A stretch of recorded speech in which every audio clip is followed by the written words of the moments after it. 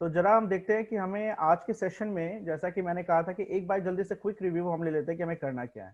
सबसे पहले तो हमें ये एक चीज देखना है कि जैसे एक सवाल आया था यहाँ पर कि वैम्प सर्वर कैसे स्टार्ट करें। देखिए, वैम्प सर्वर का आइकन आपके सामने दिख रहा होगा, यहाँ पे बना हुआ है। अगर आप इस वैम्प सर्वर को अगर स्टार्ट नहीं करेंगे और अगर ब्राउजर पे चाहेंगे कि आप अपना प्रोजेक्ट रन करें, तो वो पॉसिबल नहीं हो पाएगा। अगर मान लीजिए अभी मैंने वैम्प सर्वर स्टार्ट नहीं किया है और अगर मैं अभी चाहूँ कि लोकल होस्ट पे काम करना, तो देखिए दिक्कत क्या आएगी। अगर मैं अभी लोकल होस्ट लिखूंगा यहाँ पर और एंटर प्रेस करूंगा, तो मेरा जो प्रोजेक्ट यहाँ पे तो आ रहा है, लेकिन शायद ये पहले से स्टार्ट है यहाँ पर। यहाँ पे ये पिछले वाले कुकीज के डेटास को लेकर के ये स्टार्ट कर रहा है, लेकिन फिर भी देख लीजिए। अगर मेरा तो यहाँ पे स्टार्ट हो रहा है, लेकिन कई लोगों का लोकल होस्ट करने के बाद कुछ नहीं आता होगा यहाँ पर। तो वो इसलिए नहीं आता है क्योंकि आपका वैम्प सर्वर जो है वो आपका स्टार्ट नहीं होता है। तो सबसे पहला स्टेप आपका यही है कि वैम्प सर्वर को आप स्टार्ट करें। वैम्प सर्वर को स्टार्ट करने का तरीका ये है कि आप इसको डबल क्लिक कीजिए। जैसे ही डबल क्लिक करेंगे तो ये आपसे सीधे ऑप्शन मांगेगा कि do you want to allow this app from an unknown publisher to make changes to your device. तो इसका सीधे सीधे मतलब है कि जब भी कोई एप्लीकेशन आपका विंडोज पे चलता है, तो विंडोज 10 पे जब भी एप्लीकेशन चलेगा तो इस तरीके से आपसे एक बार कंफर्मेशन मांगा जाता है। तो आप कंफर्मेशन के लिए यस कर दीजिए। जैसे आप यस करेंगे तो आप देखेंगे कि आपका ये जो टूल बार है यहाँ पर ये आइकन क्रिएट हो जाता है। तो अभी क्योंकि मेरा वैम्प सर्वर जो है अभी उसके कुकीज कुकीज जो होता है आपका, जो आपने रिसेंट जो डेटा एप्लीकेशन यूज किया है, उसका डेटा वगैरह आपके लोकल सिस्टम में स्टोर होता है। इसलिए सेकंड टाइम जब आप उस एप्लीकेशन को चलाएंगे तो बड़े जल्दी से ये बटन मेरा यहाँ पे आ गया है, आपका भी आ जाएगा। लेकिन फर्स्ट टाइम जब आप किसी एप्लीकेशन को चलाते हैं तो उसको स्टार्ट होने में थोड़ा टाइम लगता है। तो मे बी जो ये आइकन मेरा अभी बिल्कुल कुछ सेकंड्स में यहाँ दिख गया, ये आप जब फर्स्ट टाइम करेंगे तो इसको ये ग्रीन होने में कम से कम 1 मिनट लग जाए। तो आपको थोड़ा सा पेशेंस रखना है। कई बार होता क्या है कि ये बटन आपको यहाँ ना दिख करके ये जो एरो है, जो आप शो हिडन आइकन्स का ऑप्शन आ रहा है, इसमें भी आपका जो आइकन है वो आ जाता है। जैसे आप देखिए यहाँ पे ये आइकन आ गया है। अभी फिलहाल टूल बार में मुझे आइकन नहीं दिखेगा, लेकिन जैसे मैं हिडन इसको मैं क्लिक करूंगा तो ये मेरा आइकन यहाँ पे आएगा।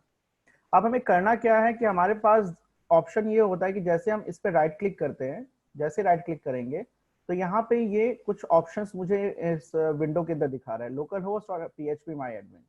हमारा काम इन्हीं दो ऑप्शन से है, लोकल होस्ट और PHP माई एडमिन।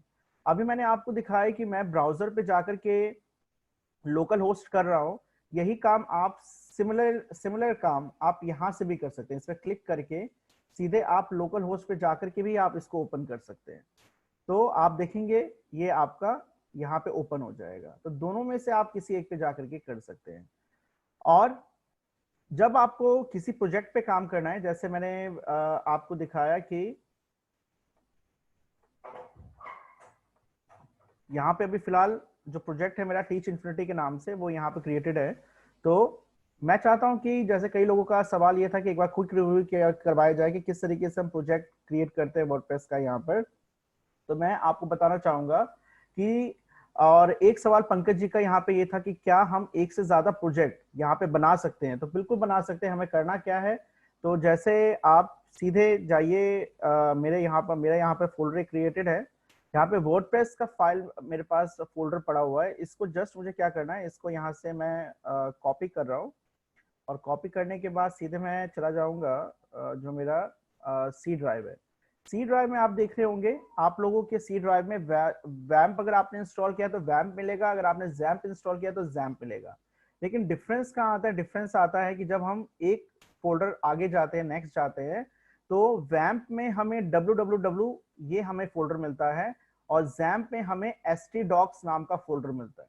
तो दोनों फोल्डर सिमिलर काम करते हैं। हमें करना बस ये होता है कि उस फोल्डर के अंदर जाकर के जो हमारा प्रोजेक्ट है वो प्रोजेक्ट हमें बनाना होता है। और प्रोजेक्ट यहाँ पर एक फोल्डर के फॉर्म में क्रिएट होता है।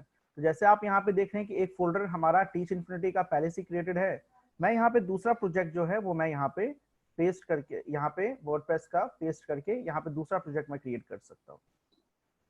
तो पंकज जी का यही सवाल था कि क्या हम यहाँ पे एक से ज्यादा जो प्रोजेक्ट है वो क्रिएट कर सकते हैं। तो हमें प्रोजेक्ट ऐसे ही क्रिएट करना होता है कि आप वर्डप्रेस के जितने कॉपीज यहाँ पे पेस्ट करोगे उतने ही नए प्रोजेक्ट्स आपके बनते जाएंगे।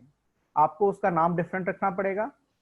अब अगला सवाल ये आता है कि आप में से कई लोगों का मेरे पास ये भी क्वेश्चन आया था कि डेटाबेस, अब इस वर्डप्रेस को कैसे इंस्टॉल करेंगे, हम कैसे इसका डेटाबेस हम बनाएंगे, ये सवाल बहुत कॉमन मेरे पास आया है। तो एक चीज मैं आपको बताता हूँ कि अभी मैंने डेटाबेस बिल्कुल क्रिएट नहीं किया है। तो देखिए, जब मैं डेटाबेस क्रिएट नहीं करूंगा तो क्या प्रॉब्लम होगी यहाँ पर। क्योंकि होता यह है कि जब भी आप वर्डप्रेस को इंस्टॉल करते हो तो उसके जितने भी टेम्पलेट या जो उसका डेटा है वो सब डेटाबेस में ही जाता है। तो वो लोकेशन हमें देना पड़ता है, और बाय डिफॉल्ट वो डेटाबेस का लोकेशन कहाँ से उठाता है, तो वो PHP माई एडमिन इसमें ही अटैच्ड है आपका, तो वो सीधे वहां पे जाकर डेटा ऐड करेगा। तो मेरा ये जो फोल्डर है ये ऐड हो चुका है। इसका नाम मैं बहुत सिंपल रखूंगा। टेस्टिंग के लिए मैं यही कहूंगा कि आप जितना सिंपल नाम चाहते हो उतना ही सिंपल नाम रखिए। सपोज मैंने एक्स नाम से एक प्रोजेक्ट बना लिया, एक्स नाम से मैं अपना प्रोजेक्ट का नाम रख रहा हूँ, और इसको मैं अब जा करके इंस्टॉल करूंगा। तो इसके लिए मुझे यहाँ पे बस एक बार रिफ्रेश करना है। रिफ्रेश करूंगा तो अब आप देखेंगे टीच इन्फिनिटी एक प्रोजेक्ट का नाम है, दूसरे प्रोजेक्ट का नाम एक्स है। मैं एक्स पे काम करना चाहता हूँ, तो इसके लिए मुझे क्या करना है, इसके लिए मुझे बस स्लैश करना है। स्लैश करने के बाद एक्स मुझे नाम देना है। तो ये मेरा प्रोजेक्ट, अब मेरा जो लोकेशन है, जो सिस्टम का पॉइंटर है, वो जो मेरा www या htdocs था उससे आगे चल करके मेरे प्रोजेक्ट के ऊपर अब आ चुका है। ये स्लैश का मतलब होता है। स्लैश सीधे हमें नेक्स्ट लेवल पे ले जाता है। तो नेक्स्ट लेवल हमारा क्या है, www या htdocs के बाद मेरा प्रोजेक्ट। तो इस प्रोजेक्ट पे हम आ चुके हैं। तो इस प्रोजेक्ट के अंदर आने के बाद अब आप देखिए ये प्रोजेक्ट ओपन हो जाएगा।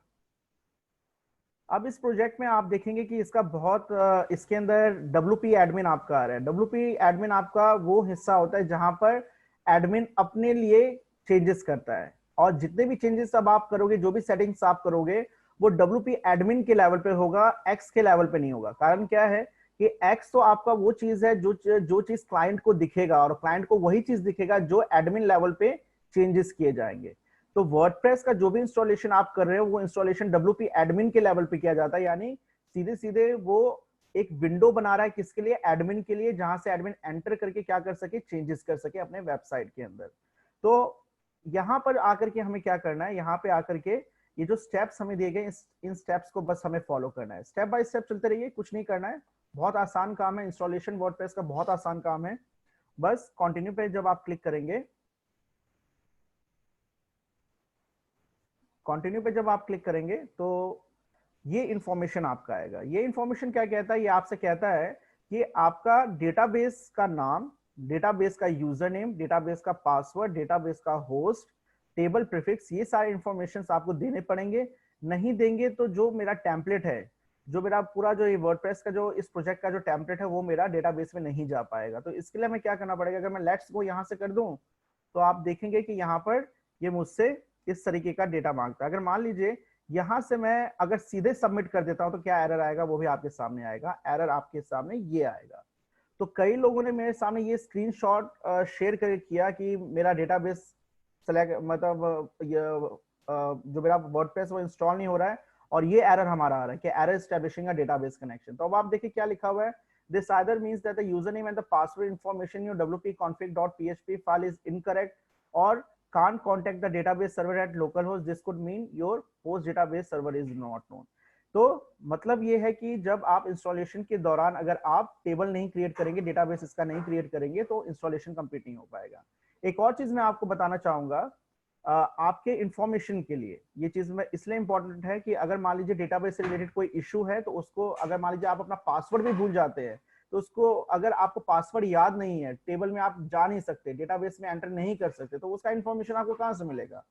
तो वो इंफॉर्मेशन आप अपने प्रोजेक्ट का जो फोल्डर है उससे आप वो इंफॉर्मेशन एक्सेस कर सकते हैं। अभी आप देखिए ये मेरा प्रोजेक्ट है, इस प्रोजेक्ट के अंदर आप देखिए WP एडमिन फोल्डर है। हम जब भी इंस्टॉलेशन करते हैं तो हम सीधे क्या करते हैं, एक्स के बाद स्लैश, स्लैश के बाद WP एडमिन के अंदर हम आते हैं। और WP एडमिन के अंदर आने के बाद अब आप देखिए यहाँ इसके अंदर एडमिन जो पोर्शन है, एडमिन एक कॉन्फ़िग फाइल यहाँ पे होगा। कॉन्फ़िग फाइल के अंदर सारा कॉन्फ़िगरेशन आपके पूरे इसका होता है, आपके प्रोजेक्ट का होता है। तो आप देखिए कॉन्फ़िग फाइल कहाँ पे है, यहाँ पर या एडमिन, एडमिन ऑप्शन पे चलते हैं हम। एडमिन पे जब आप इसको ओपन करेंगे, ओपन विद नोटपैड, नोटपैड से आप इसको ओपन कीजिए।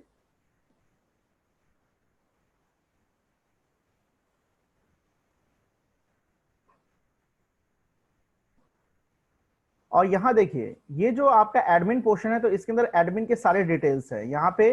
आ, ये सारा एडमिन और ये उसके डिटेल्स यहाँ पे दिए हुए हैं।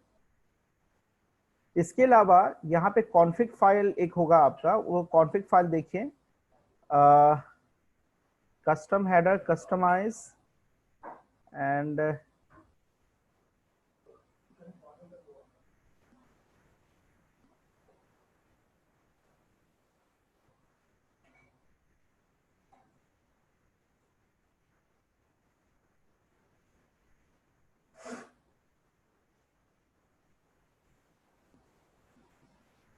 कस्टमाइज में एक बार जाकर के मैं देखता हूँ, customize and again I want to open with notepad.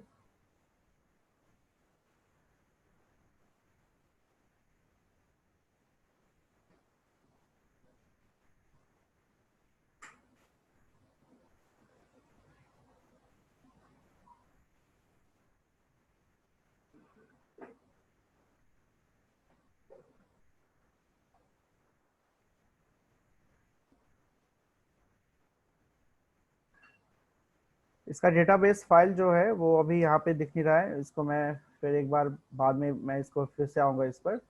हम सीधे यहाँ पे जाते हैं, जो हमारा जहाँ पे प्रोजेक्ट जो रन हो रहा था कि ये जो एरर है इसको कैसे रिमूव करेंगे। तो इसको रिमूव करने के लिए हम क्या करेंगे, एक स्टेप पीछे जाएंगे, बैक बटन हम दबाएंगे, यहाँ पर पीछे जाएंगे हम यहाँ पर, और ये डेटाबेस वाला जो सेक्शन है इस पर हम दोबारा से आएंगे।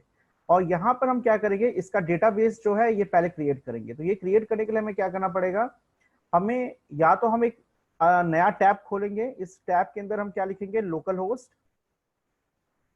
लोकल होस्ट के बाद आपका PHP माई एडमिन, यहाँ पे आप सीधे क्लिक करेंगे तो PHP माई एडमिन यानी डेटाबेस का सेक्शन आपका खुलेगा। इस तरीके से आप कीजिए, ये जो URL है आप इसमें जाकर के लोकल होस्ट, जैसे आप करेंगे तो लोकल होस्ट में आपका ये पेज खुलेगा, और इसमें आप जाएंगे PHP माई एडमिन, PHP माई एडमिन। आप ये जैसे ही एंटर करेंगे तो सीधे आप अपने प्रोजेक्ट के डेटाबेस पर पहुंच जाएंगे। यहाँ पे पहुंचने के लिए एक और तरीका ये होता है कि जो मेरा यहाँ पे जो ये आइकन था, इस आइकन पे क्लिक करके भी मैं PHP एडमिन करूंगा तो यहाँ से मैं डायरेक्ट इसी जगह पहुंच जाऊंगा, इसी इंटरफेस पे पहुंच जाऊंगा। तो ये दोनों तरीके हैं, आप किसी भी तरीके से यहाँ पे जा सकते हैं। अब यूजर नेम क्या होता है आपके PHP माई एडमिन, ये आपका MySQL का एक फीचर है PHP माई एडमिन। और MySQL का जितने भी डेटाबेसेस आपके होंगे, चाहे वो MariaDB हो या MySQL हो या PHP माई एडमिन हो, उसका user ID by default root होता है, और पासवर्ड नॉर्मली हम एंटर नहीं करते हैं, इसको हम एज इट इज छोड़ देंगे यहाँ पर और आगे बढ़ जाएंगे। और यहाँ पढ़ने के बाद आप देखोगे कि एक तो मैंने पहले से ही मेरा एक प्रोजेक्ट था, उस प्रोजेक्ट का डेटाबेस यहाँ पे क्रिएटेड है, और दूसरा मैंने एक्स नाम से प्रोजेक्ट बनाया, उसका अभी डेटाबेस यहाँ पे क्रिएटेड नहीं है।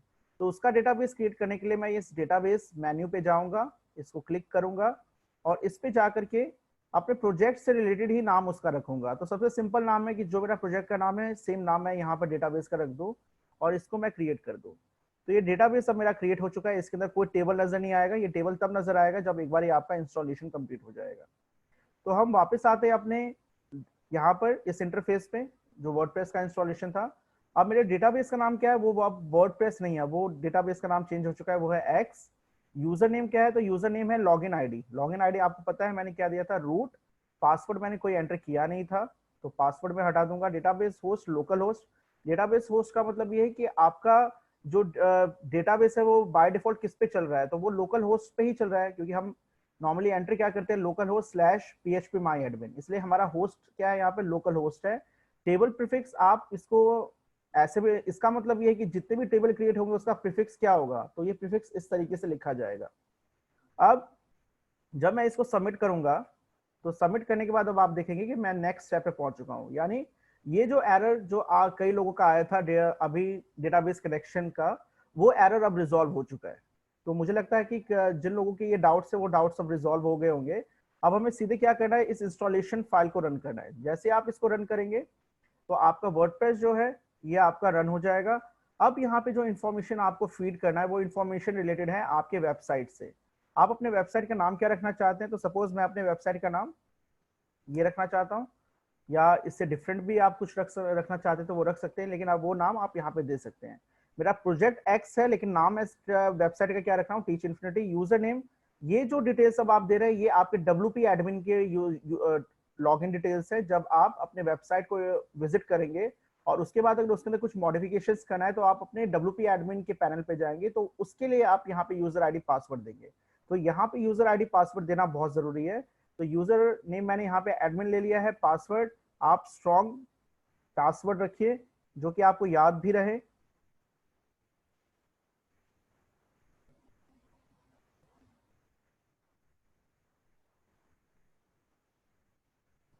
और यहाँ पे ईमेल आईडी देना बहुत जरूरी है। ईमेल आईडी देना इसलिए जरूरी है, अभी मैं आपको इस सेक्शन में बताऊंगा कि क्यों ये ईमेल आईडी देना जरूरी होता है। तो ये मेरा ईमेल आईडी हो गया है, मैंने यहाँ पे दे दिया है ये ईमेल आईडी। और उसके बाद फाइनली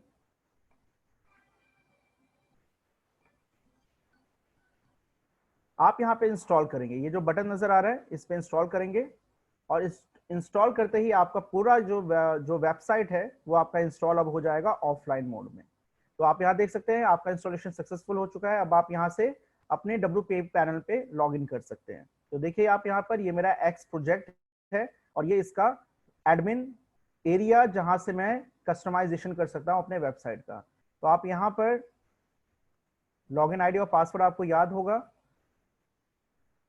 वो आप यहाँ पे दे सकते हैं। और ये देने के बाद जैसे आप लॉगिन करेंगे तो लॉगिन करने के बाद आप अपने डैशबोर्ड पे आ जाएंगे। तो डैशबोर्ड पे जब आप जाएंगे और अपने वेबसाइट को देखना चाहते हैं कि आपके वेबसाइट का व्यू क्या है, तो आप इसको यहाँ पे न्यू टैब पे क्लिक करके देख सकते हैं। तो ये आपका फिलहाल व्यू रहेगा आपके वेबसाइट का। आपके वेबसाइट का टाइटल यहाँ पे दिया हुआ है। अब आपको इसके अंदर सिंपल स्टेप्स मैं बताता हूँ कि क्या क्या स्टेप्स अब आपको फॉलो करना है, यहाँ पर क्या क्या कस्टमाइजेशन करना जरूरी होता है। अभी जो आपको ये जो सामने जो पेज दिख रहा है ये एक तरीके का ब्लॉगिंग वेबसाइट है, ये ब्लॉग पेज है।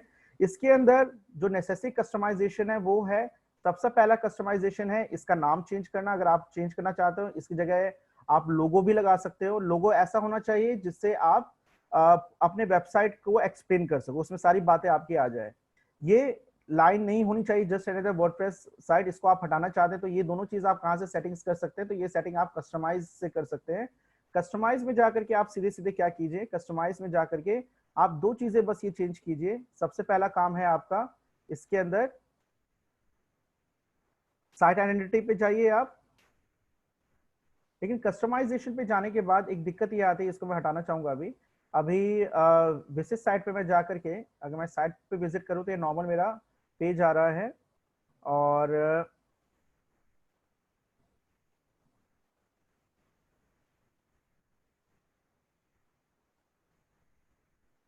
एक चीज यहाँ पे आपको ध्यान रखना है, थोड़ा सा केयरफुल रहना है एक चीज पर, वो ये कि ये जो आपको पेज दिख रहा है अभी फिलहाल मेरे पास एक ही यहाँ पर मेन्यू है। और अगर मैं कस्टमाइजेशन अगर इस एंड पे अभी करता हूं तो इसमें दिक्कत ये होती है कि इसमें मेरा जो एक सैंपल पेज है वो यहाँ पे ऐड हो जाएगा, जो मैं नहीं चाहता। मैं चाहता हूं कि बिल्कुल फंडामेंटल से अपना ये स्टार्ट करूं। तो इसके लिए आप पहले कस्टमाइजेशन ना करें, पहले आप अपने डैशबोर्ड पे जाइए और अपने डैशबोर्ड पे जाने के बाद सबसे पहले पेजेस पे जाइए। कितने पेजेस आपके यहाँ पर है वो पहले देखिए। तो अभी एक सैंपल पेज है आपके पास और एक आपके पास यहाँ पे देखिए थीम वीम है। तो थीम थीम अगर आपको चेक करना है, ये मैं पहले एक्सप्लेन कर देता हूँ ये सब चीजें क्या है आपकी। तो पोस्ट, यानी पोस्ट जनरली हम जब पोस्ट की बात करते हैं तो पोस्ट बेसिकली हम बात करते हैं तब जब हमें ब्लॉग लिखना होता है, यानी ब्लॉग पेज जब हम बना रहे होते हैं तब हम पोस्ट क्रिएट करते हैं। नहीं तो हम पेज पेज क्रिएट करते हैं, नहीं तो हम यहाँ पर मेन्यूज लगाते हैं, नहीं तो हम कैटेगरीज क्रिएट करते हैं। इन सभी के बीच में क्या रिलेशन है वो मैं रिलेशन अब आपको समझाऊंगा। तो इसको समझाने के लिए आपके सामने एक रिलेशन मैं कल समझाने की कोशिश कर रहा था, जिसका स्क्रीन विजिबल नहीं हो पाया था कल, वो मैं एक बार जल्दी से आपको व्यू दे देता हूँ। देखिए मेरा यहाँ पे क्या है, एक पोस्ट है, लाइक सपोज अगर मैं बात करूँ तो मैं ये एग्जांपल कई बार ले चुका हूँ। ये मेरा एक ब्लॉग वेबसाइट है, ब्लॉगिंग वेबसाइट है। इस ब्लॉगिंग वेबसाइट में अगर आप देखेंगे तो ये हमारा क्या है, इसमें कुछ पेजेस है, कुछ कैटेगरीज है, कुछ पोस्ट है। वो क्या है यहाँ पर वो मैं यहाँ पे एक्सप्लेन करना चाहता हूँ। चार टर्म्स आप याद रखिए। एक सबसे पहला टर्म होता है आपका मेन्यू, फिर होता है आपका पेज, फिर होता है आपका कैटेगरी, और फिर आपका यहाँ पर होता है वो होता है पोस्ट। तो हमें करना क्या होता है कि जब भी हम किसी मेन्यू पे क्लिक करेंगे तो उस मेन्यू के कॉरस्पॉन्डिंग आपका पेज ओपन होगा। जैसे कि ये मेरा मेन्यू है, ये सभी मेरे मेन्यूज है। इस मेन्यू पे जैसे मैं क्लिक करूंगा तो मेरा एक पेज ओपन होता है। तो ये चीज आप सबको समझ में आ रहा होगा कि मेन्यू को क्लिक करते ही मेरा एक पेज ओपन होगा।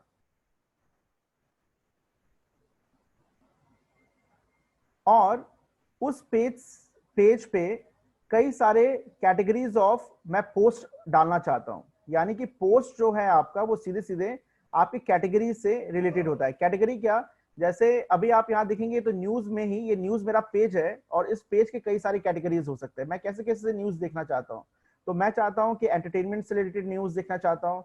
मैं यहाँ पर क्या कहते हैं आपका स्पोर्ट्स से रिलेटेड न्यूज देखना चाहता हूँ। मैं यहाँ पर पॉलिटिक्स से रिलेटेड न्यूज देखना चाहता हूँ। तो ये न्यूज, एंटरटेनमेंट, पॉलिटिक्स है, ये क्या कैटेगरीज है। और इन कैटेगरीज के कॉरस्पॉन्डिंग मैं पोस्ट लिखूंगा, ब्लॉग लिखूंगा, जो सीधे सीधे वहां पे ऐड होता जाएगा। तो यानी कि ये जो है आपका ये मेन्यू है, मेन्यू के कॉरस्पॉन्डिंग पेज खुलेगा और उस पेज पर अगर बहुत सारे कैटेगरीज ऑफ आपके इंफॉर्मेशन है तो हम उसको क्या करते हैं, उसके कैटेगरीज बना के उसके कॉरस्पॉन्डिंग हम पोस्ट लिखते हैं। तो यहाँ पे ये सब जो देख रहे हैं ये सारे आपके कैटेगरीज हैं, ये सारे आपके कैटेगरीज है जिसके रिलेटेड यहाँ पे पोस्ट लिखा गया है। तो ये ब्लॉगिंग वेबसाइट पे इसके कॉरस्पॉन्डिंग क्या है आप देखोगे तो कई सारे आपके पोस्ट लिखे गए हैं। जैसे कि आप देखोगे जैसे ये लेटेस्ट न्यूज के अंदर ये क्या है, ये एक पोस्ट है, ये एक पोस्ट है, ये एक पोस्ट है, ये सारे पोस्ट लिखे गए हैं। और लेटेस्ट न्यूज क्या है, लेटेस्ट न्यूज आपकी कैटेगरी है, दिस इज योर कैटेगरी। और इसका पेज कौन सा है, इसका पेज है आपका कोरोना वायरस जो है, ये आपका पेज हो गया। और इस पेज के कॉरस्पॉन्डिंग आपका यहाँ पे क्या है, एक मेन्यू है। तो जनरली ये हमारा रिलेशन होता है। अब हम अपने ब्लॉगिंग वेबसाइट पे आए तो अब आप समझ सकते हैं कि हमारा पोस्ट जो है यहाँ पे कौन कौन से पोस्ट हमारे लिखे गए हैं इसके लिए। तो एक हेलो वर्ल्ड का लिखा गया है और एक टाइटल हमारा यहाँ पर है। तो फिलहाल हम करेंगे क्या कि एक पोस्ट तो हमारा लिखा हुआ है और इस पोस्ट को हम यहाँ पे क्या करेंगे, ये पोस्ट जो है इसको मैं चेंज करके, पहला पोस्ट है मेरा, तो इस पोस्ट को चेंज करके हेलो वर्ल्ड से चेंज करके मैं इस पोस्ट पे सपोज मैं वेलकम यहाँ पे मैसेज दे देता हूँ, वेलकम आप लिख देंगे और इसको सीधे अपडेट कर देंगे। ये मेरा पोस्ट अपडेट हो जाएगा। मैं जब यहाँ पे जाकर के इसको रिफ्रेश करूंगा तो आप देखेंगे वेलकम नाम से मेरा पोस्ट यहाँ पे लिखा हुआ है। अब ये पोस्ट जो है एक पर्टिकुलर कैटेगरी में जाएगा। अब इसकी कैटेगरी क्या है, तो कैटेगरी हमने अनकैटेगराइज किया है। सपोज मैं यहाँ पर आप देखिए यहाँ पे मेरा सैंपल पेज जो है एक यहाँ पे मेरा क्या है, मेन्यू है। और इस मेन्यू को मैं क्लिक करूंगा तो मेन्यू के कॉरस्पॉन्डिंग मेरा क्या है, एक पेज खुल रहा है और इस पेज के अंदर इस तरीके की डिटेल्स दी गई है। तो सबसे पहले तो मैं यहाँ पे बताऊंगा कि सबसे पहले हमें क्या करना है, यहाँ पे मेन्यूज क्रिएट करने हैं और मेन्यूज के कॉरस्पॉन्डिंग हमें पेज क्रिएट करना पड़ेगा। तो आप देखिए कौन कौन से मेन्यूज आप बनाना चाहते हैं, उसके कॉरस्पॉन्डिंग आप पेजेस देखिए। दो पार्टिसिपेंट्स हैं, उन्होंने एक सवाल यहाँ पे पूछना चाहते हैं। तो एक बारी उनके डाउट्स जो है मैं चाहूंगा कि वो doubts at the end of this session लिया जाए तो ज्यादा बेटर रहेगा, क्योंकि आज बताने के लिए बहुत सारी चीजें हैं। तो एक बार मैं इसको खत्म कर लेता हूँ, उसके बाद आप अपने सवाल पूछेगा। तो मैं सबसे पहला स्टेप बता रहा हूँ आपको। सबसे पहला स्टेप क्या करना है, एक आपको पेज बनाना है। कौन कौन से पेजेस आपको इसके अंदर रखने हैं। तो फिलहाल मेरा जो यहाँ पर है एक सैंपल पेज है, मैं यहाँ पर आप ऑल पेजेस में जाइए और सबसे पहला पेज जो मुझे रखना है यहाँ पर, सैंपल पेज की जगह मुझे यहाँ पे जो पेज ऐड करना है वो पेज होगा मेरा होम पेज। मैं एक होम पेज बनाना चाहता हूँ और इस होम पेज के अंदर आप मैसेज दे सकते हैं लाइक वेलकम। आप एक मैसेज दे सकते हैं, वेलकम मैसेज आप दे सकते हैं, वेलकम टू टीच इन्फिनिटी नाम से आप यहाँ पर एक मैसेज दे सकते हैं। ये आपका मैसेज हो जाएगा। और इसको अगर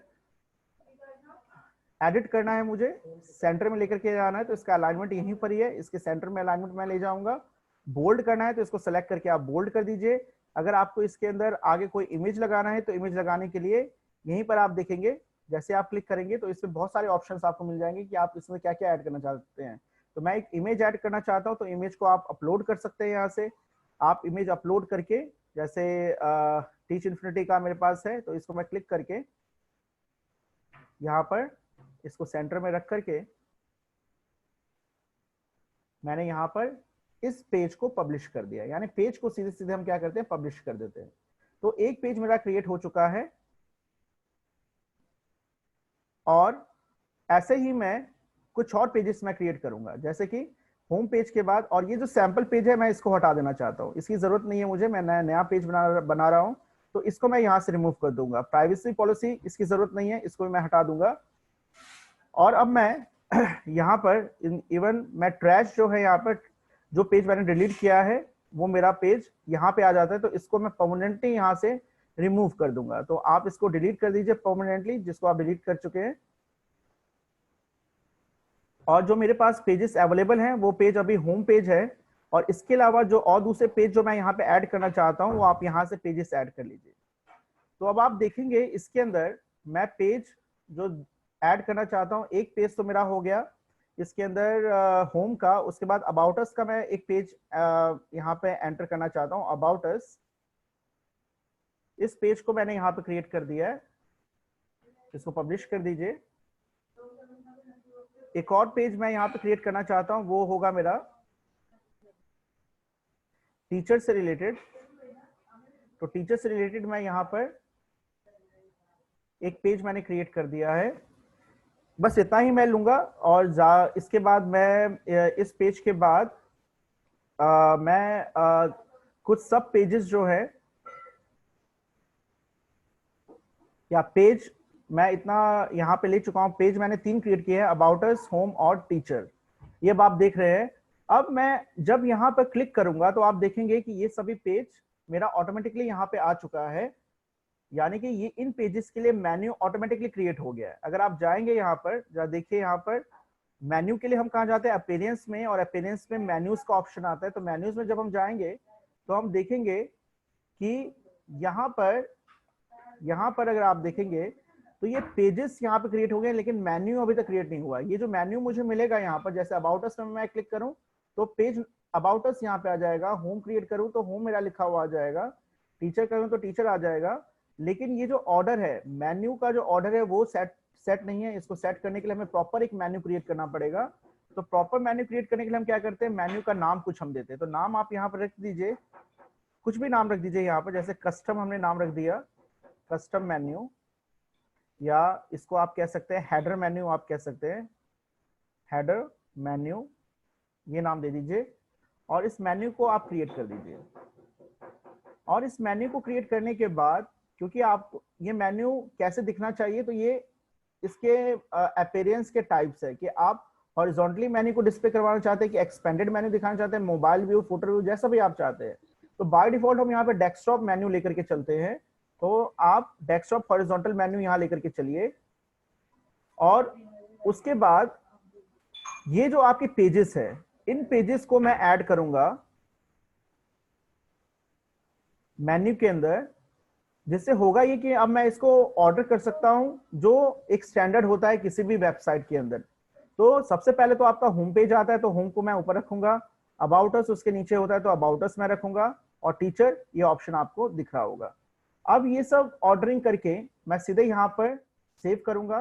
तो सेव करने के बाद अब आप देखेंगे इसका जो ऑर्डर जो यहाँ पर बिगड़ा हुआ था वो ऑर्डर अब आपका ठीक हो जाएगा। होम आ चुका है, होम पे क्लिक करने के बाद मैं सीधे होम पे जाऊंगा, अबाउट अस से सीधा अबाउट अस पेज पे जाऊंगा, टीचर से टीचर वाले सीधे पेज पे मैं जाऊंगा। अब इसके बाद हमें करना क्या है, तो अब इसके अंदर बाय डिफॉल्ट पेज जब भी हमारा वेबसाइट खुले, अभी आप देख रहे हैं मैं होम पे क्लिक कर रहा हूं तो होम पे मैं आ रहा हूं, लेकिन मैं ये चाहता हूं कि जब मैं बाय डिफॉल्ट अपना पेज खोलूं, जैसे कि मैं एक्स, ये मेरा प्रोजेक्ट है, अगर मैं इसको ओपन करूंगा तो आप देखेंगे कि यहाँ पे वेलकम मैसेज आ रहा है, यानी वेलकम पेज यहाँ पे आ रहा है। लेकिन होम जो मैंने बनाया है, होम पर ऐसा वेलकम, जैसे अभी होम मैं क्रिएट करूं तो होम पेज जो है मेरा, उस पे ये मैसेज आ रहा है। लेकिन नॉर्मली जब मैं ये वेबसाइट ओपन करूंगा अपना, तो उसमें ये आपका होम पेज से ये वेबसाइट नहीं खुलेगा, बल्कि डिफॉल्ट पेज से खुल रहा है। तो हमें सबसे पहले ये जो पेज सेटिंग है कि जैसे ही हम ओपन करें तो हमारा होम पेज ही ओपन हो, इसकी सेटिंग के लिए हम क्या करते हैं, इसके सेटिंग के लिए हम सीधे जाते हैं, यहाँ पे सेटिंग का ऑप्शन आता है। सेटिंग में एक ऑप्शन आपका आता है, सेटिंग में आप देखेंगे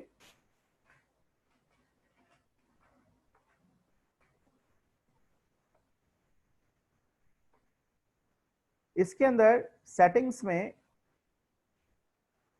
आपका एक ऑप्शन आता है, that is called reading option. Reading में जब आप जाएंगे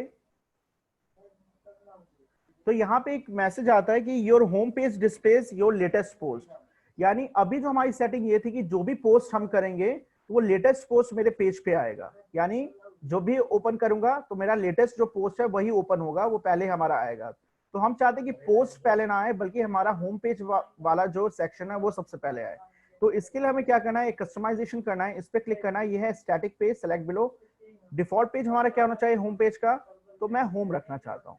और कितने पोस्ट पेजेस होने चाहिए, तो जिसपे पोस्ट आपको डालना है, जिसपे आपको पोस्ट दिखाना है, आप उस पेज को सिलेक्ट कीजिए। तो एक चीज मैं आपको बताना चाहूंगा कि पोस्ट हम जनरली किस पे करते हैं, तो पोस्ट हमें हमेशा एक सेपरेट पेज बनाना होता है जिसे हम ब्लॉग पेज कहते हैं। ब्लॉग पेज का मतलब ही यही होता है कि जो भी लेटेस्ट आप इंफॉर्मेशन या जो भी लेटेस्ट आप कोई पोस्ट शेयर करेंगे वो सीधे ब्लॉग पेज में ऐड होगा। आप हर एक पेज पे पोस्ट को आप प्रोपोगेट नहीं करते हैं, बल्कि हर पेज का एक अपना स्टैटिक रिप्रेजेंटेशन होता है। जैसे होम का जो डिजाइन है वो आप बार बार चेंज नहीं करेंगे, और अबाउट अस का डिजाइन जो है वो बार बार आप चेंज नहीं करेंगे। अगर मान लीजिए टीचिंग से रिलेटेड कुछ बात है, जो मेरा वेबसाइट है उसमें टीचिंग जो सेक्शन है वो मेरा मेन सेक्शन है, तो उसको मैं बार बार उसका डिजाइन चेंज नहीं करना चाहूंगा। पोस्ट करने से क्या होता है कि पोस्ट करने से वो डिजाइन जो है वो अफेक्ट हो जाता है आपका। इसलिए हम कोशिश करते हैं कि जो डिजाइन पार्ट है और जो पोस्ट पार्ट है ये दोनों ही एक दूसरे से अलग रहे, एक दूसरे को इम्पैक्ट ना करे। इसलिए हम पोस्ट के लिए अलग से एक पेज बना देते हैं जिसको हम ब्लॉग पेज कहते हैं, जिसे हम ब्लॉगिंग नॉर्मली कहते हैं। तो उसके लिए हमें क्या करना पड़ेगा, एक ब्लॉग पेज बनाना पड़ेगा। सबसे पहले तो मैं अपना होम पेज सेट कर देता हूं, और यहाँ पे ये जो चेंज है, चेंज करने के बाद अब आप देखेंगे कि मेरा जो वेबसाइट अब ओपन होगा वो बाय डिफॉल्ट होम पेज से ओपन होगा। देखिए डिफॉल्ट अब मेरा वेलकम टू टीच इन्फिनिटी से ओपन होगा। जैसे होम पर क्लिक करूं तो होम पर क्लिक करने के बाद डिफॉल्ट मेरा ये पेज यहां से ओपन होगा। पहले जो डिफॉल्ट पेज ओपन हो रहा था अब वो पेज ओपन नहीं होगा। और एक चीज मैं जो बताना चाह रहा हूं आपका, कि जो पोस्ट आप लिखेंगे, पोस्ट के लिए आप एक वेल डिफाइंड ब्लॉग पेज बनाएंगे। तो इसलिए मैं एक नया पेज बनाऊंगा जिसका नाम मैं क्या दूंगा, ब्लॉग पेज, जिसपे आप डेली बेसिस पे ब्लॉग्स लिखेंगे। तो इसका नाम मैंने रख दिया ब्लॉग, जिसपे आप ब्लॉगिंग करते रहेंगे, और इसको मैं पब्लिश कर दूंगा। और अभी मैं इसको यहां पर ऐड करूंगा, तो अब आप देखेंगे यहाँ पे ब्लॉग मुझे नजर नहीं आ रहा है, ब्लॉग पेज, ब्लॉग मेन्यू नजर नहीं आ रहा है, बिकॉज हमने ब्लॉग मेन्यू अभी तक तैयार नहीं किया है। तो सबसे पहले जाकर के हम ब्लॉग मेन्यू क्रिएट करेंगे। अपीयरेंस में जाकर के मेन्यू, और मेन्यू में जाकर के जो मेरा ब्लॉग है, ब्लॉग पेज जो है, इसको इस मेन्यू के अंदर मैं ऐड कर दूंगा। और ये मेरा यहाँ पे ब्लॉग मेन्यू के कॉरस्पॉन्डिंग एक पेज हो गया है, और इसको मैं अब सेव कर दूंगा। और सेव करते ही आप देखोगे कि आपके वेबसाइट पे अब ये ब्लॉग ऑप्शन भी आपका आ चुका है, जिसपे क्लिक करते हुए मेरा ब्लॉग पेज खुल जाएगा। तो अब मैं जितने भी पोस्ट करूंगा, यानी पोस्ट का जो कंसेप्ट है, कैटेगरी और पोस्ट का जो कंसेप्ट है, वो सीधे ब्लॉग पे अप्लाई होता है। हम वहीं पे ही कोशिश करते हैं कि वहीं पे सारे चीजें डेली बेसिस पे पोस्ट करें। बाकी सब पेजेस पे हमें नॉर्मल डिजाइन करना है, उस पेज को हमें वेल प्रॉपर डिजाइन करना है, और उसमें लिमिटेड कंटेंट ही ऐड करना है, ज्यादा कंटेंट ऐड नहीं करना है। होम पेज आपका एक ऐसा पेज होता है जो आपको अब पूरे वेबसाइट की जितने भी डिटेल्स होते हैं, जितने भी आपके लिंक्स होते हैं, वो सब आप होम पेज पे रखते हो। तो होम पेज का डिजाइन सिर्फ वो करने का है, डेली पोस्ट करने का नहीं है। अगर आप ब्लॉग पेज बनाते हो, जैसे कि हफिंगटन पोस्ट का ब्लॉग पेज जो बना हुआ है, अगर ऐसा बनाना चाहते हो, तब आपको सेटिंग्स क्या करनी पड़ेगी, तब आपको सेटिंग्स कुछ इस तरीके से करना पड़ेगा, जहां पर आपके जो लेटेस्ट ब्लॉग्स हैं वो आपको सबसे पहले दिखने चाहिए। जैसे आप यहाँ पे देख रहे हो, ये सारे आपके ब्लॉग्स हैं, ये सारे ब्लॉग्स हैं, ये आपके ब्लॉग्स दिखेंगे आपको यहाँ पर। जो लेटेस्ट आप पोस्ट करेंगे ये सारे ब्लॉग्स आपको मिलेंगे। और अगर हम अपने वेबसाइट पे देखें तो हमारे वेबसाइट पे भी ये ऑप्शन है, ये देखिए आप यहाँ पर रीसेंट पोस्ट वेलकम, ये आपको यहाँ पे मिलेगा। ये सारे जो लेटेस्ट पोस्ट है वो आपके लेटेस्ट कैटेगरीज, पोस्ट, आर्काइव्स, ये सब आपको यहाँ पे मिलेगा। और अगर आप चाहते हैं कि इसको अपने हिसाब से डिजाइन करना चाहें तो वो भी अभी मैं थोड़ी देर में बताऊंगा कि आप अपने हिसाब से कैसे इसको डिजाइन कर, हर एक पेज को डिजाइन कैसे कर सकते हैं। तो ये करने के बाद हमें करना क्या है, जरा एक बार ध्यान से देखिए। तो अब हमें यहाँ पर ये हमने ब्लॉक कर दिया। अब कैटेगरीज का कॉन्सेप्ट समझते हैं और पोस्ट लिखने का कॉन्सेप्ट समझते हैं। तो पोस्ट लिखने से पहले हम कैटेगरीज हम यहाँ पे देना चाहेंगे।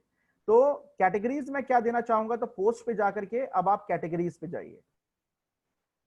अब कौन कौन से कैटेगरीज आप क्रिएट करना चाहते हैं, तो जिस तरीके का ब्लॉग आप लिखना चाहते हैं वैसे वैसे कैटेगरीज दीजिए। जैसे मेरा वेबसाइट है टीच इन्फिनिटी से नाम से, तो टीच इन्फिनिटी में मैं कैसे कैसे पोस्ट करना चाहता हूँ, कैसे कैसे ब्लॉग्स मैं चाहता हूँ, वो आप यहाँ पे लिख सकते हैं। जैसे कि एक मेरा हो गया टीचिंग से रिलेटेड या टीचर्स से रिलेटेड कुछ अगर यहाँ पर है वो मैं पोस्ट कर सकता हूं।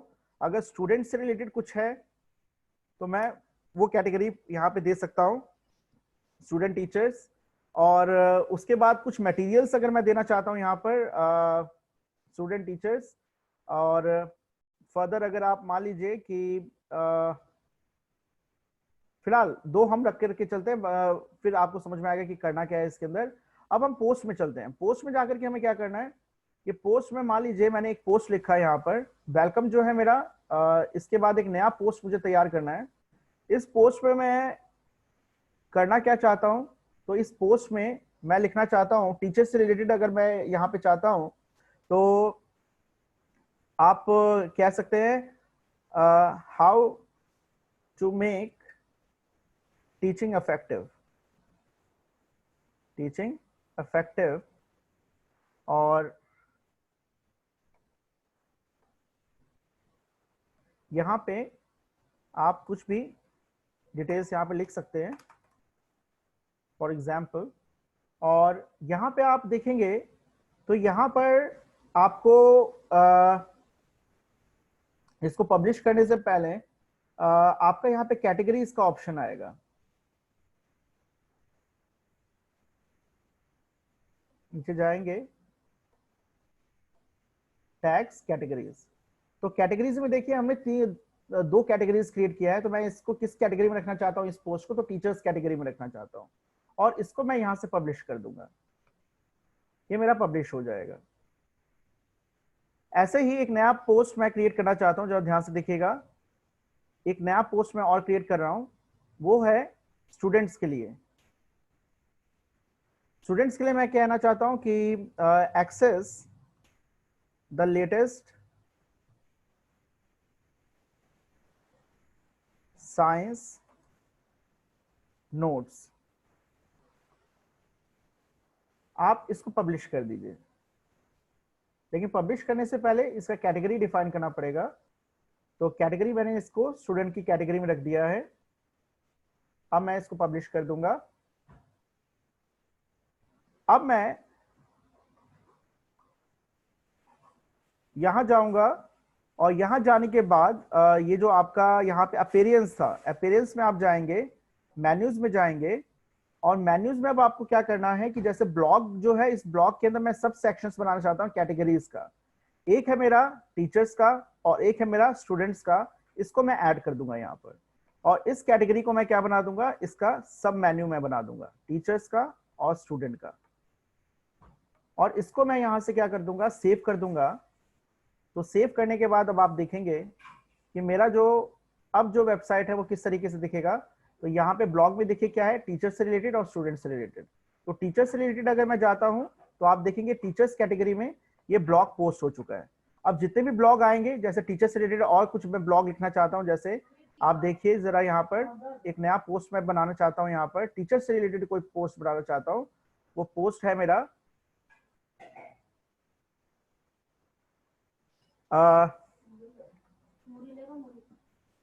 वर्ल्ड्स लीडिंग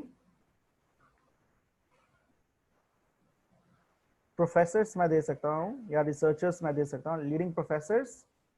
इसको मैं पब्लिश कर देता हूं। लेकिन कैटेगरी मुझे डिफाइन करना पड़ेगा। कैटेगरी कौन सा है? टीचर्स की कैटेगरी है। इसको पब्लिश करूंगा मैं, और जैसे मैं पब्लिश करूंगा तो पब्लिश करने के बाद अब आप देखेंगे इसको, जैसे मैं रिफ्रेश करता हूं तो टीचर जो देखिए यहाँ पर, तो लेटेस्ट जो है देखिए, अभी मैंने जैसे ही मैंने पोस्ट किया, लेटेस्ट पोस्ट मेरा क्या है, वो मेरा ये है, वर्ल्ड्स लीडिंग प्रोफेसर, तो ये टॉप पे आ गया, और उसके बाद उसका पुराना उसके नीचे आ गया। तो ब्लॉग का बेनिफिट यही होता है कि जो भी पोस्ट आप करेंगे वो सबसे पहले आपका आएगा। इसलिए हमें कोशिश करना चाहिए कि ब्लॉग पे डेली बेसिस पर, रेगुलर बेसिस पर कुछ ना कुछ कंटेंट डालते रहना चाहिए।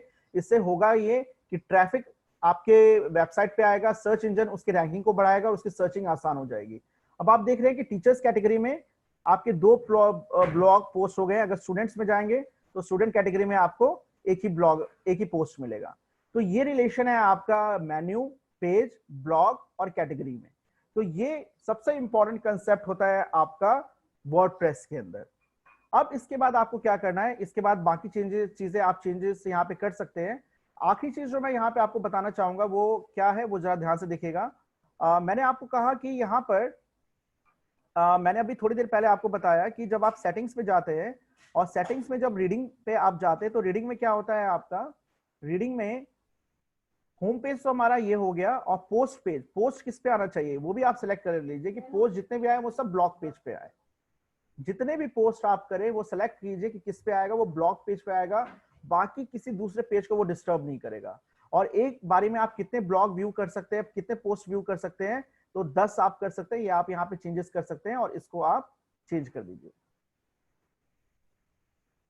तो एक चीज आप देखेंगे कि जनरली ब्लॉग के ऊपर कभी भी हम इस तरीके से सब मेन्यूज नहीं बनाते हैं, कोशिश करते हैं कि सब मेन्यूज को हम हटा दें। तो अगर आप इस सब मेन्यूज को भी हटा दो यहां से, जैसे कि मैंने यहाँ पे मेन्यू में, अगर आप देखोगे कि अगर मैं यहां से मेन्यूज में जाकर के, अपीयरेंस में जाकर के, मेन्यूज में जाकर के, अगर मैं यहां पर इन दोनों को हटा भी दूं, इन कैटेगरीज को हटा दूं, रिमूव कर दूं मैं यहां पर, तो इसको रिमूव करने के बाद भी जो मेरे पोस्ट होंगे वो कहां जाएंगे, ब्लॉग में ही जाएंगे और कहीं पे भी ऐड नहीं होगा। तो अगर मैं इसको रिमूव कर भी दूं तो भी आप यहाँ पे देखेंगे कि जितने भी ब्लॉग आप लेटेस्ट पोस्ट करोगे वो सब ब्लॉग वाले पेज पे ही जाएगा, क्योंकि मैंने ये सेटिंग कर दिया कि जितने भी पोस्ट आएंगे वो सब मेरे ब्लॉग पेज ही जाएंगे। तो जैसे होम पे जाएंगे तो होम पे सिर्फ होम का ही इंफॉर्मेशन आएगा, अबाउट अस पे जाएंगे तो अबाउट अस पेज का ही इंफॉर्मेशन आएगा, टीचर पे जाएंगे, ये टीचर मेरा यहाँ पे टीचर वाले पेज पे जाएंगे तो टीचर से रिलेटेड ही पेज बनेगा। लेकिन ब्लॉग पे जैसे मैं जाऊंगा तो जो भी मेरे लेटेस्ट पोस्ट है वो सारे पोस्ट किस पे आएंगे, इस ब्लॉग वाले पे ही आएंगे। तो अब आप देखिए कैटेगरी, डिफरेंट कैटेगरीज जो पोस्ट थे वो यहाँ पे कैटेगराइज हो गया आपके पोस्ट, और वो सारे कहाँ पे ऐड हो रहे हैं, बाय डिफॉल्ट ब्लॉग पेज पे। तो हमेशा जब भी हम वेबसाइट बनाते हैं तो एक पेज ब्लॉग का रखते हैं, इसलिए क्योंकि हम डेली जो भी अपडेट्स करें, डेली जो भी पोस्ट लिखे वो इस ब्लॉग पे सीधे ऐड हो जाए। अब एक चीज और मुझे बताना है इसके अंदर, जो सबसे इंपॉर्टेंट चीज है वो है ये कि जैसे मैं होम पे क्लिक करूं तो ये होम मेरा लिखा हुआ नहीं आना चाहिए, इसको मुझे हटाना है। तो इसके लिए हमें क्या करना चाहिए, तो इसके लिए मैं एक चीज मैं बताता हूँ, छोटा सा चेंज मैं बताऊंगा, और ये चीज आप सभी को आना चाहिए। वो क्या है कि आप इस पर राइट क्लिक कीजिए, राइट क्लिक करने के बाद यहाँ पर इंस्पेक्ट का एक ऑप्शन आता है। जैसे आप इंस्पेक्ट पे जाएंगे तो आप देखेंगे आपका इस तरीके से यहाँ पर एक इसकी जो कोडिंग है, जैसे HTML कोडिंग जो है इसकी, वो यहाँ पर है।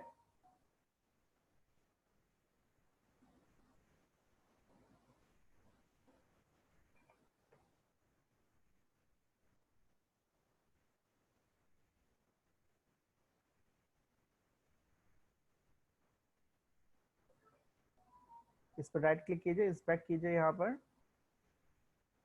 और ये जो मेरा विंडो है इसको मैं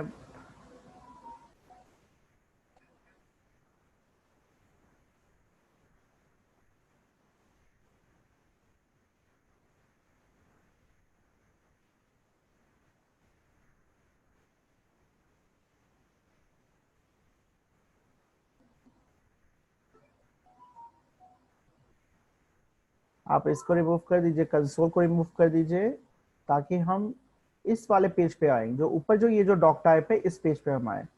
अब आप देखिए जैसे ही आप इस पे माउस क्लिक करेंगे ना, तो माउस क्लिक करने के बाद आपके स्क्रीन पे जो अपोजिट जो स्क्रीन है ये पता लग जाएगा कि आपका डिजाइन किस कोड से अफेक्टेड हो रहा है, जो एक्चुअल कोड है जो इसका।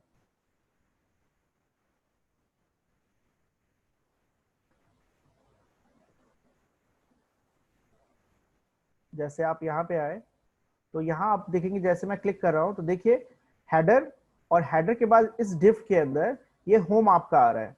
और इस डिफ के अंदर जो क्लास है, जो क्लास देखिए क्या है, इस डिफ के अंदर अगर मैं नीचे आऊं तो ये तो पूरा ये मेरा टैब आता है, और होम जो है वो इसके अंदर आ रहा है। इसका क्लास क्या है, ये क्लास है एंट्री टाइटल। तो क्लास को हम आइडेंटिफाई किससे करते हैं, तो क्लास को हम आइडेंटिफाई करते हैं, जैसे इस पे क्लिक मैं करूंगा तो यहाँ पे आप देखेंगे एंड डॉट एंट्री टाइटल यहाँ पे आ रहा है, डॉट एंट्री टाइटल आ रहा है। इसको जस्ट सिंपली मुझे क्या करना है, इसको कॉपी करना है। इसको कॉपी करके मैं सीधे यहाँ पे जब आऊंगा तो जो मेरा पेज है, आप देखेंगे जो मेरा पेज है, ऑल पेजेस में जाकर के मैं होम पेज पे जाऊंगा। यहाँ पर ये जो मेरा होम पेज है यहाँ पे मैं जाऊंगा, और होम पेज पे मुझे दो ऑप्शंस मिलते हैं। अगर आप देखेंगे, चलिए एक और चीज मैं ऐड करना चाहूंगा यहाँ पे, जो मैं चेंज करना चाहता हूँ। इस चेंज करने के लिए मुझे यहाँ पर ये जो मुझे एडिटर मिल रहा है, देखिए आपके सामने ये जो चीज है जहाँ पे मैं सारी चीजें एडिटिंग कर रहा हूँ, लिखने का काम कर रहा हूँ, जो भी काम कर रहा हूँ, ये जो एडिटर मुझे मिल रहा है, ये एडिटर के अंदर बहुत लिमिटेड फीचर्स है। इसके अंदर हर चीज ढूंढना मुझे पड़ रहा है। अगर आपको एक सिंपल सा एडिटर चाहिए जिसमें आप कुछ ना ढूंढे, जो भी चीज हो आप आराम से उसको व्यू कर सके, उसके लिए हमारे पास एक नया कॉन्सेप्ट है, दैट इज कॉल्ड प्लगइन। ये एक मैं कॉन्सेप्ट बता रहा हूँ, इसको जरा ध्यान से सुनिएगा, बिकॉज इसका बहुत बड़ा रेलेवेंस है आपके वेबसाइट डेवलपमेंट में। प्लगइन क्या होता है? प्लगइन आपके वो सॉफ्टवेयर होता है आपका, छोटे छोटे सॉफ्टवेयर आपके क्रिएट किए जाते हैं एक पर्टिकुलर फीचर को ऐड करने के लिए आपके वेबसाइट में। जनरली प्लगइन का कॉन्सेप्ट आपके वर्डप्रेस के अंदर या पीएचपी से रिलेटेड जितने भी कंटेंट मैनेजमेंट सिस्टम है उसके अंदर ये प्लगइन का कॉन्सेप्ट है। और प्लगइन क्या करता है, आपके वेबसाइट के अंदर कोई नया फीचर ऐड करता है।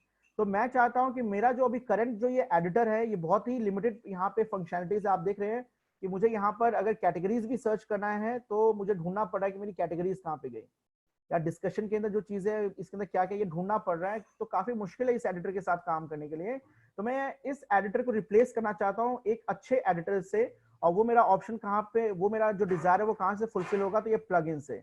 तो प्लगइन्स के अंदर आप जाइए तो इंस्टॉल प्लगइन्स आपको चेक करना पड़ेगा कौन कौन से प्लगइन्स, कौन कौन से फीचर्स आपके इसमें एडेड है। अभी फिलहाल आपके दो प्लगइन्स ही एडेड है। एक तो है एंटी स्पैम प्लगइन, जिसका काम ये है कि आपके ब्लॉग, आपके वेबसाइट में जो भी आपके स्पैम ब्लॉग्स हैं वो अपने आप ही ऑटोमेटिकली रिमूव हो जाएगा। ये प्लगइन का यहाँ पे काम है, इस प्लगइन का काम यहाँ पर है। और एक ये जो प्लगइन है ये अननेसेसरी प्लगइन है, इसको आप यहाँ से डिलीट कर सकते हैं, इसका कोई हमारा ज्यादा यूज नहीं हो रहा है। तो जो अननेसेसरी प्लगइन्स है उसको रिमूव कर दीजिए। ये हमारा इंपॉर्टेंट है तो इसको आप एक्टिवेट कर दीजिए। ये आपके वेबसाइट के अंदर जितने भी आपके स्पैम फाइल्स हैं, ब्लॉग्स हैं, उसको रिमूव कर देगा। और ये इसलिए भी इंपॉर्टेंट है क्योंकि ये आपके वेबसाइट को लाइट बना देता है। जितने स्पैम फाइल्स आपके वेबसाइट में रहेंगे उतना फाइल आपका वेबसाइट जो है धीरे काम करेगा। तो हम कोशिश करेंगे कि वो जितने भी स्पैम फाइल्स है वो रिमूव हो जाए, और रिमूव करने के लिए आप इस प्लगइन का इस्तेमाल करते हैं। तो इसमें क्या है, सेटअप एक्समेट अकाउंट, ये बाद में भी आप सेटअप कर सकते हैं। जब भी आप सेटअप करेंगे, ये फ्री ऑफ कॉस्ट में, इसके लिए कोई कॉस्टिंग नहीं लगता है। अगर आप प्रीमियम बेस्ड लेना चाहेंगे तब अलग बात है, लेकिन आप इसको सेट कर सकते हैं। जब सेट करेंगे तो आपके ये देखिए यहाँ पे ये प्लान्स हैं कुछ, तो आप फ्री वाला लीजिए जो सबसे आसान है। इसके अंदर आप अपनी मेल आईडी भी दे सकते हैं, यो ईमेल एड्रेस, तो जो आपका ऑथेंटिक ईमेल एड्रेस है वो आप यहाँ पे दे सकते हैं।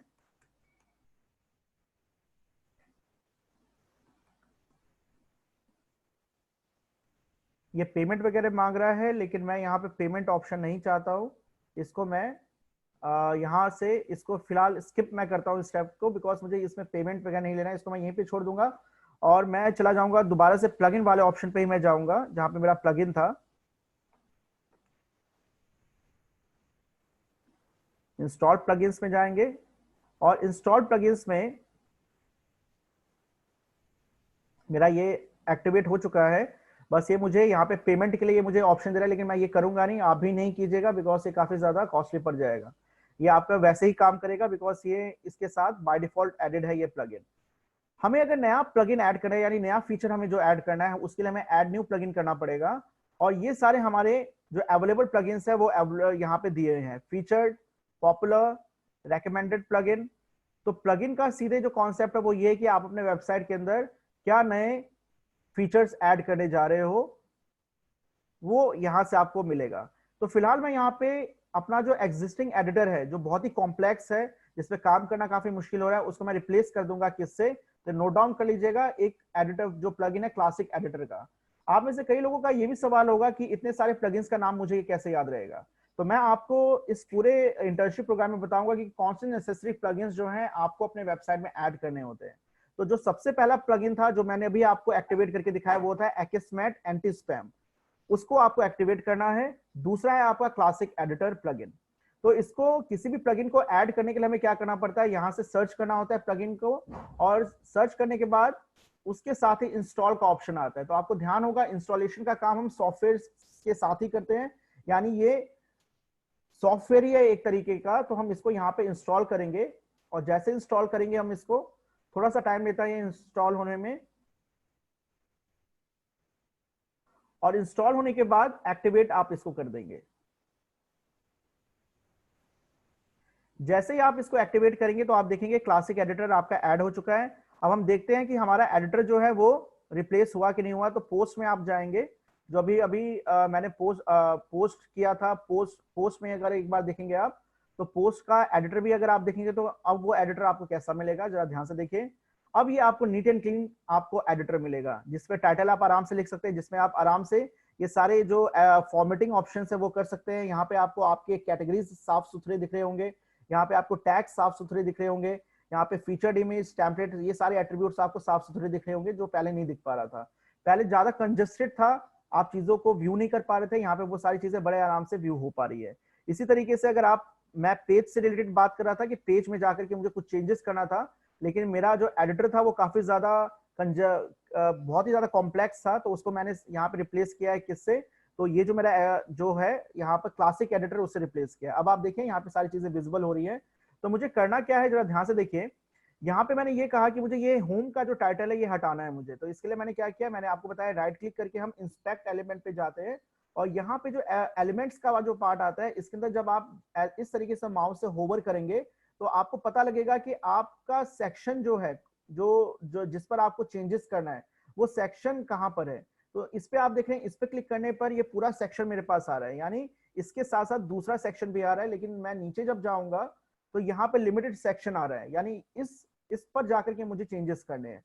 तो इसमें जो क्लास जो दिया हुआ है, क्लास का मतलब है कि हमें सीधे क्या करना है, इस क्लास क्लास का इंफॉर्मेशन एक्सट्रैक्ट करना है।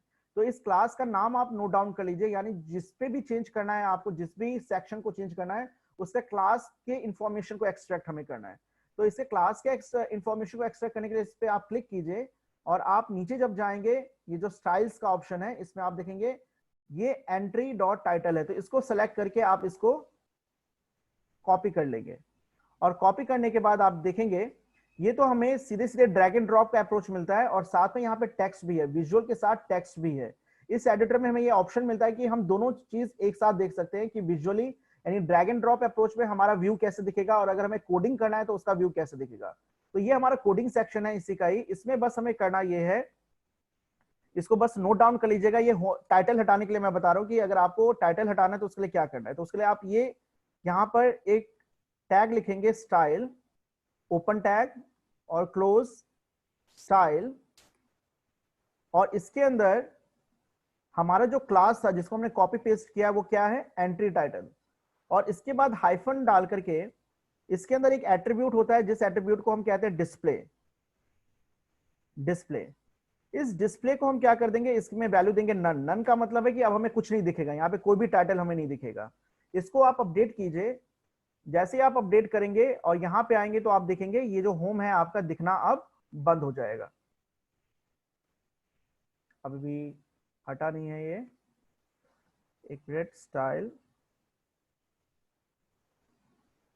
एंट्री टाइटल,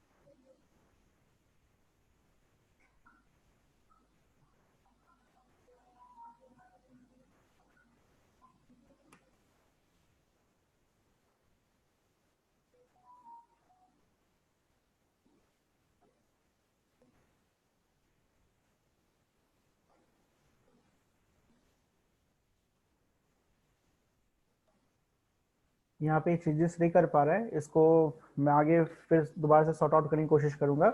लेकिन इसको होम हटाने का ये हमारे पास एक तरीका होता है, अभी फिलहाल हटा नहीं है ये, इसको आगे हम देखेंगे।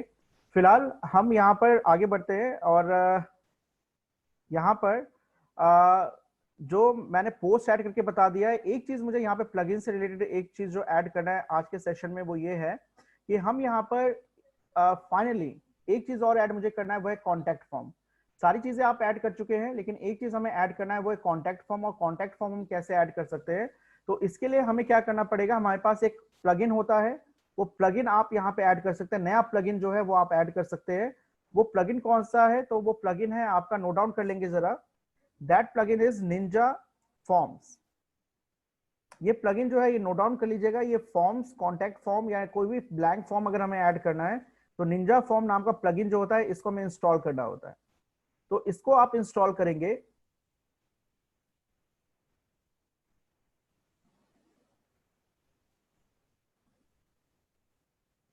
तो प्लगइन के साथ काम करने का सिंपल सा 3 स्टेप प्रोसेस है। पहला उसको सर्च कीजिए जो आपको चाहिए, फिर उसको इंस्टॉल कीजिए, फिर उसके बाद उसको एक्टिवेट कर दीजिए, तो वो प्लगइन आपका ऐड हो जाएगा, यानी कि वो फीचर आपके वेबसाइट में ऐड हो जाएगा। तो ये सबसे बड़ा बेनिफिट है आपके वर्डप्रेस के अंदर। और वर्डप्रेस के अंदर ऐसे आपको 10,000 फ्री प्लगइन्स मिलते हैं, यानी जो भी फीचर्स आपको चाहिए, जो भी डिजायर्ड फीचर्स है वो आप अपने वेबसाइट में लगा सकते हैं। तो इसको मैं एक्टिवेट कर देता हूं। और एक्टिवेट करने के बाद अब आप देखेंगे कि ये प्लगइन हमारा ऐड हो चुका है। इसको जैसे मैं रिफ्रेश करूंगा, तो रिफ्रेश करने के बाद निंजा फॉर्म्स हमें मिल चुका है यहाँ पर। और इसके डैशबोर्ड पे जैसे हम जाएंगे तो आप देखेंगे कि ऑलरेडी यहाँ पर मुझे एक फॉर्म मिल रहा है, 2 फॉर्म्स मुझे मिल रहे हैं यहाँ पर। तो फिलहाल मैं इसमें से ये डिलीट लिख करके मैं इसको रिमूव कर दूंगा। फिलहाल ये दोनों जो फॉर्म्स हैं इसको मैं रिमूव करूंगा। ये फॉर्म जो है ऑलरेडी मेरे पास कॉन्टैक्ट फॉर्म क्रिएटेड है। इस फॉर्म का व्यू अगर मुझे देखना है तो मुझे ऐसा व्यू मुझे कॉन्टैक्ट फॉर्म का मिलेगा, कुछ इस तरीके का जो आपको सामने दिख रहा है, नेम, ईमेल और मैसेज, और उसके नीचे सबमिट का ऑप्शन मुझे मिल रहा है। तो अगर मैं इसको पब्लिश करना चाहता हूं, यानी इसको अपने वेबसाइट पे लेके आना चाहता हूं, तो कैसे ये आएगा, तो आप इसको यहाँ पे पब्लिश कर देंगे। तो ये जैसे हमने पेज पब्लिश किया, जैसे हमने पोस्ट पब्लिश किया, जैसे मेन्यू पब्लिश किया, वैसे इसको भी पब्लिश करना है। और ये अब हमारा पब्लिश हो जाएगा। लेकिन ये अभी हमारा कॉन्टैक्ट फॉर्म जो है, इसको क्रॉस कर दीजिए, क्रॉस को क्लिक करेंगे तो हट जाएगा। पब्लिश तो हमने कर दिया, लेकिन हमारे वेबसाइट पे ये कॉन्टैक्ट फॉर्म अभी भी ऐड नहीं होगा। जरा देखिए ध्यान से, तो यहाँ पे कॉन्टैक्ट फॉर्म हमारा ऐड नहीं हुआ। तो इसको ऐड करने के लिए हमें क्या करना पड़ेगा, हमें इसका पेज क्रिएट करना पड़ेगा, क्योंकि पेज के कॉरेस्पॉन्डिंग ही आपका क्या होता है, मेन्यू क्रिएट होता है। तो सबसे पहले हम पेज पे जाएंगे और एक नया पेज बनाएंगे, किस नाम से, कॉन्टैक्ट अस के नाम से। तो कॉन्टैक्ट अस के नाम से या सिंपली कॉन्टैक्ट के नाम से आप पेज बनाएंगे। और यहाँ पे अब आप देख रहे हैं कि आपका जो एडिटर था उसके अंदर एक नया ऑप्शन ऐड हो गया, that is called add form. यानी यहाँ पे जैसे आप क्लिक करेंगे तो आपको सेलेक्ट ये करना है कि आपका कॉन्टैक्ट आईडी जो अभी हमने पब्लिश किया है उसको इंसर्ट करेंगे। तो निंजा जो फॉर्म है आपका ये ऐड हो चुका है और इसको आप पब्लिश कर देंगे। जैसे ही आप पब्लिश करेंगे और आप यहाँ पे आएंगे तो आप देखेंगे कि आपके वेबसाइट में इसका मेन्यू हमने नहीं क्रिएट किया है। अगर इस बार एक बार हम इसका मेन्यू भी देख लेते हैं। अपीयरेंस में जाकर के जो कॉन्टैक्ट अस है इसका हमें मेन्यू भी क्रिएट करना पड़ेगा। तो मेन्यू में जाएंगे, कॉन्टैक्ट का पेज जो है हमें सीधे अपने मेन्यू में ऐड करना है और ये हमारा सबसे आखिरी में ऐड हो जाएगा। इसको सेव करना है हमें। और सेव करने के बाद जैसे ही आप यहाँ पे जाएंगे, इसको रिफ्रेश करेंगे तो आप देखेंगे कि आपके पास कॉन्टैक्ट मेन्यू ऐड हो चुका है। इसको क्लिक करेंगे तो क्लिक करने के बाद सीधे आपका ये कॉन्टैक्ट फॉर्म आ गया और ये इस तरीके से फॉर्म आ गया। अब आप इसके अंदर डिटेल्स भरेंगे तो कैसे ये काम करेगा कि सपोज जैसे मैं मान लीजिए मैंने यहाँ पे जिसको भी भेजना है, सपोज मैं आप खुद को भेज रहा हूँ और इसमें ईमेल आईडी मैंने यहाँ पे इस नाम से ले लिया, कोई मैसेज मैं दे देता हूँ हेलो करके, और उसके बाद में अगर मैं यहाँ पे सबमिट करता हूँ तो आप देखेंगे सबमिट करने के बाद ये प्रोसेस करेगा, और प्रोसेस करने के बाद यहाँ मैसेज आएगा फॉर्म सबमिटेड सक्सेसफुली। अब मुझे ये चेक करना है कि मेल जो है इस पे पहुंचा है कि नहीं पहुंचा है, तो इसके लिए मैं अपना मेल जो है वो एक बार खोल करके देखूंगा कि मुझे ये जो मेल जो मैंने यहाँ से भेजा है वो मिला है कि नहीं मिला, एक बार मुझे कंफर्म करना है। तो जो मेल है मेरा,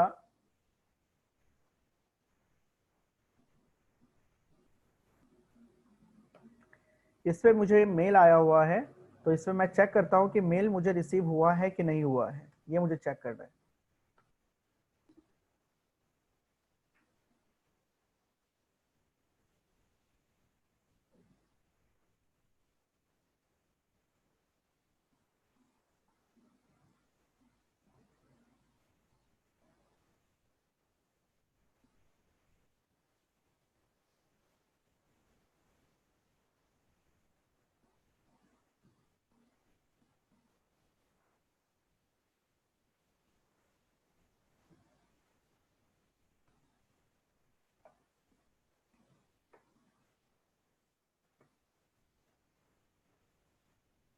तो यहाँ पे मेल अभी आया नहीं है, मुझे एक बार स्पैम में चेक करना पड़ेगा कि स्पैम में तो मेल नहीं आया है कहीं।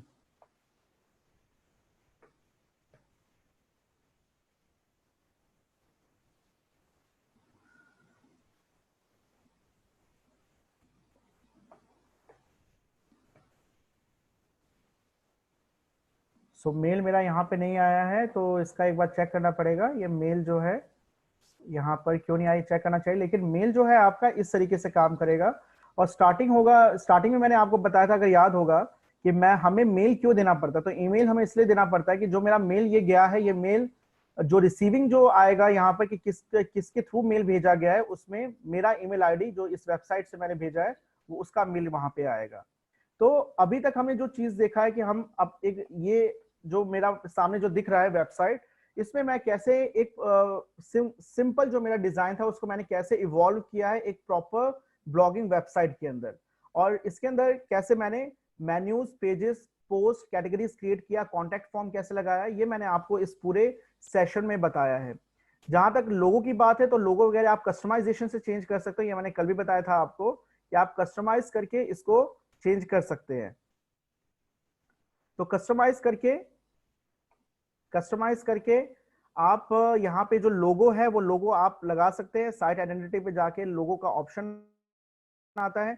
लोगो बनाने का मैंने आपको एक तरीका बताया था, वो तरीका ये था कि फ्री लोगो मेकर का ऑनलाइन एक वेबसाइट है जहां पे आप बिना पैसे दिए अपना लोगो क्रिएट कर सकते हैं। तो आप यहाँ पर, जैसे मैंने यहाँ पर लोगो सेलेक्ट कर लिया अपना टीच इन्फिनिटी का, इसको मैंने कल बताया था आपको कि कैसे आप लोगो जो है आप क्रिएट कर सकते हैं लोगो मेकर पे जा करके। और यहाँ से जस्ट अनदर वेबसाइट जो है ये टैगलाइन मैं हटा दूंगा, इसकी जरूरत नहीं है मुझे। और इसके अंदर एक और चीज है, ये है आपका एपिकॉन। इस एपिकॉन में वर्डप्रेस है, इसमें मैं अपने ही लोगो से रिलेटेड अगर मैं इमेज लगाना चाहता हूं तो ये साइट आइकन का ऑप्शन आता है, इसके अंदर इसको आप सेलेक्ट करके जब यहाँ पे आएंगे तो साइट आइकन का ऑप्शन जो है आप यहाँ पर इसको ऐड कर सकते हैं। और इसको जैसे पब्लिश आप करेंगे तो आप देखेंगे आपका जो अपना वेबसाइट है उसके अंदर चेंजेस आपको दिखेगा कुछ इस तरीके से कि जब आप अपने वेबसाइट पे जाएंगे, इसको रिफ्रेश करेंगे तो यहाँ पे देखेंगे ये आपका लोगो ऐड हो चुका है, आपका आइकॉन जो है वो आपका चेंज हो चुका है। तो जो नेसेसरी चेंजेस थे आपके वो मैंने आपको आज के इस सेशन में बता दिया है। अब हमारे दो चीजें रह गई है जो मुझे आपको इसके अंदर डिस्कस करना है। एक है कि स्लाइडर हम कैसे ऐड करते हैं। किसी भी वेबसाइट के अंदर स्लाइडर जो है वो सबसे नेसेसरी आज के टाइम में एक फीचर हो गया, वो कैसे ऐड करते हैं। दूसरा, इसको हम अब अभी तक हमने जो काम किया वो था कि हम पेजेस हमने क्रिएट किया है। अब है कि हर पेज को हम डिजाइन कैसे करेंगे, उसमें प्रॉपर डिजाइनिंग हम कैसे ऐड करेंगे। तो इसके लिए हमारे पास एक टूल होता है जिसे हम कहते हैं Elementor tool, page builder tool. Page builder tool का काम ये होता है कि आपको कुछ नहीं करना, उसके अंदर आपको ड्रैग एंड ड्रॉप का सारा अप्रोच मिलेगा जिससे आप क्या कर सकते हैं, अपने एग्जिस्टिंग पेज पर जैसा चाहे आप डिजाइन कर सकते हैं सिंपली ड्रैग एंड ड्रॉप से, जिसमें आप इमेजेस ऐड कर सकते हैं, वीडियोस ऐड कर सकते हैं, आप उसके अंदर एनिमेशन ऐड कर सकते हैं। तो ये सारी इंपॉर्टेंट जो चेंजेस है जिससे आपका वेबसाइट और प्रोफेशनल लगेगा और अच्छा लगेगा, ये मैं नेक्स्ट क्लास में बताऊंगा। लेकिन आज के लिए एक चीज पे मैं आपको छोड़े जाता हूं, वो ये है कि आप प्लगइन्स के अंदर आज जाएंगे और प्लगइन के अंदर एक चीज आप ऐड करेंगे, एक नया चीज ऐड, नया प्लगइन आप ऐड करेंगे। कल के लिए मैं ये छोड़ रहा हूं कि कल आप हम यहीं से स्टार्ट करेंगे, और वो चीज है आपका पेज बिल्डर। पेज बिल्डर यानी पेज बिल्डर का मतलब ये होता है कि जो पेजेस हमने अभी यहाँ पे बनाए हैं, इन पेजेस का अब हमें डिजाइन करना है। हर एक पेज पे मुझे कुछ ना कुछ नया डिजाइन करना है, तो ये डिजाइन मैं कैसे कर सकता हूँ, तो इसके लिए मैं पेज बिल्डर प्लगइन लगाऊंगा। तो हमारे पास जो सबसे फेमस जो पेज बिल्डर जो है, जो सबसे ज्यादा आज के टाइम में यूज हो रहा है, वो है एलिमेंटर पेज बिल्डर। इसको आप सर्च कीजिए और एलिमेंटर पेज बिल्डर जो है इसको आप इंस्टॉल कर लीजिए। तो जैसे आप इसको इंस्टॉल करेंगे, तो इंस्टॉल करने के बाद ये होगा कि आप इसको पहले इंस्टॉल करेंगे और इसको एक्टिव कर देंगे। और कल हम देखेंगे कि इस टूल की मदद से कैसे हम हर एक पेज को प्रोफेशनल तरीके से उसके अंदर हम फीचर्स ऐड करेंगे, जैसे वीडियो है, स्लाइडर्स है, आपके एनिमेशंस है, वो कैसे हम ऐड कर सकते हैं। नए नए जो आपके उसके अंदर ब्लॉग्स हैं वो हम कैसे बना सकते हैं। तो कल का हमारा जो टॉपिक होगा वो होगा विजेट्स। विजेट्स यानी कि ब्लॉग्स। आप कौन कौन से ब्लॉग्स जो है आप अपने वेबसाइट अपने पेजेस के अंदर ऐड करना चाहते हैं, उन ब्लॉग्स के अंदर वीडियोस कैसे ऐड होगा, इमेजेस कैसे ऐड होगा, एनिमेशन कैसे ऐड होगा, वो मैं कल बताऊंगा यूजिंग एलिमेंटर पेज बिल्डर। तो इसको मैं एक्टिवेट कर दूंगा, और एक्टिवेट करने से होगा ये कि ये एलिमेंटर जो है मेरा यहाँ पे ऐड हो जाएगा। और आप लोग इसको ऐड करने के बाद ये वीडियो जरूर देखें, जिस वीडियो में ये बताया गया है कि आप किस तरीके से एलिमेंटर जो है आपको मदद करेगा पेज को डिजाइन करने में। तो ये वीडियो है 2 मिनट का, ये जरा आप सब देखिए, फिर उसके बाद मैं आप सभी के क्वेरीज लूंगा।